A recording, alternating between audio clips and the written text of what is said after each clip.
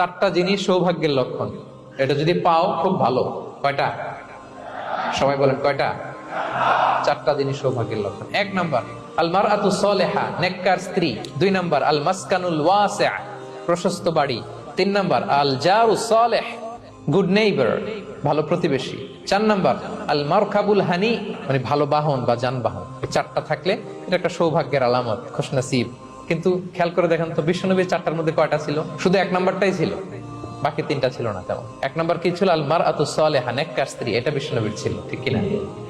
2 number আল মাসকানুল Wasi, spacious house, বড় ঘর, বিশ্বনবীর ছিল না? মক্কায় না মদিনায়? মদিনার ঘরগুলো দেখেন, এক এক বিবির এক এক ঘর, ছোট্ট ঘর, খেলে হাইটা এসে বসতে পারে আর শুইতে পারে। 3 নাম্বার আল জারু সালিহ, ভালো প্রতিবেশী ছিল। মক্কায়ও না মদিনায়ও। মদিনায় গেলেন, আশেপাশে ইহুদিরা থাকতো, বনু কাইনুকা, বনু কুরাইজা, বনু নাদির। তাদের ষড়যন্ত্রে একটা রাতও শান্তিতে ঘুমাইতেই পারে নাই। সুপ্ত দূর কি বাদ, সবসময় জ্বালাতন করতো।